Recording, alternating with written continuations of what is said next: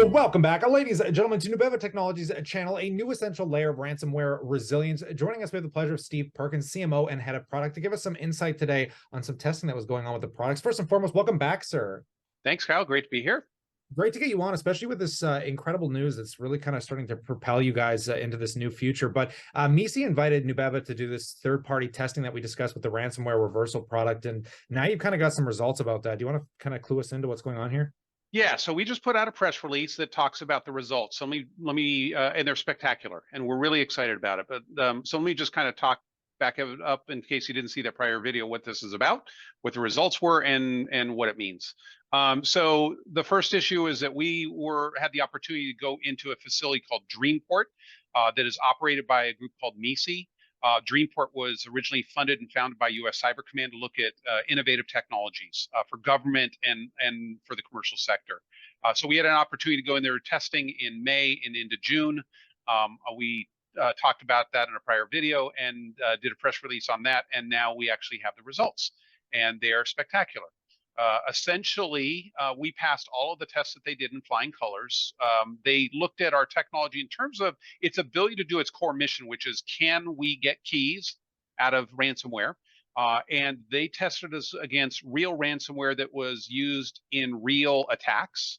And we passed with 100% key capture rate, or what we call success rate, the ability to get keys out of all of those attacks. And then secondly, they tested that keys equals decryption, which means recovery. So we passed those. And then they did some further testing, which was looking at the overall architecture of our solution. What does it take to put it in? Once you put it in, what does it do? Does it destabilize your systems? Does it open up security vulnerabilities? And they came back with some really positive comments there too. So that's essentially the results. And I think that they've made some really nice comments that they believe our solution holds real promise and that it represents a very real new layer of support, of safety net, if you will, for every organization to look at. We're going to be, we have a landing page with some synopsis of the results. There's a little executive summary that people can download. And if people want to see the real, the complete report, untouched, we'll make that available to qualified prospects and customers and partners under non-disclosure. We do want to keep that out of the hands of the bad guys.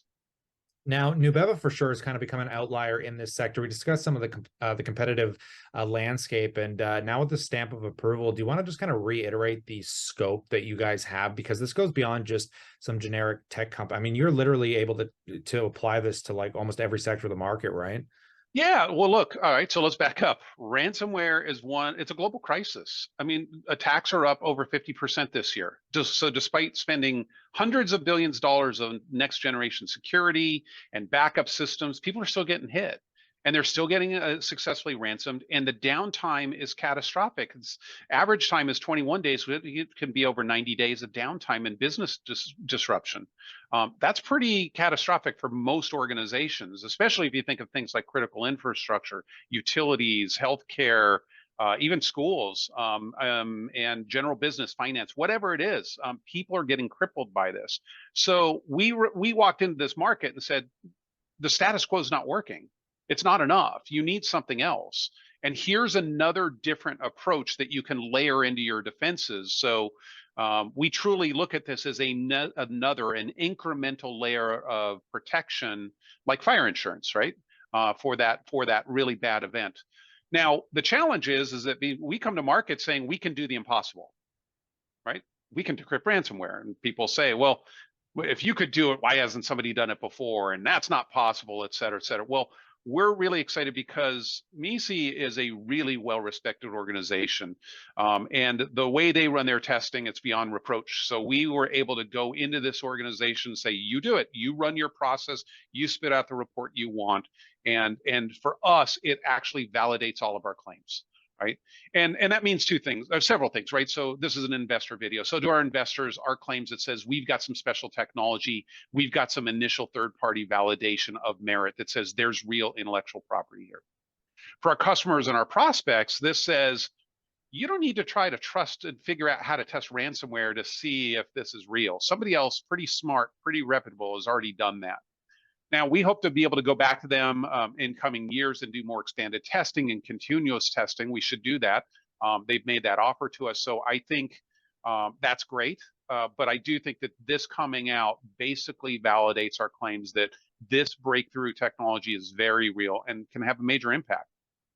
Well, on that note, I really look forward to seeing how the quarters evolve with this company. And if you want to see how that goes as well, consider subscribing, because as news and catalysts hit the wire, we're going to update you here, and definitely let us know what you think in that comment section below. So perhaps we can do an investor Q&A down the road. But on that, as always, we look forward to catching you in the next one.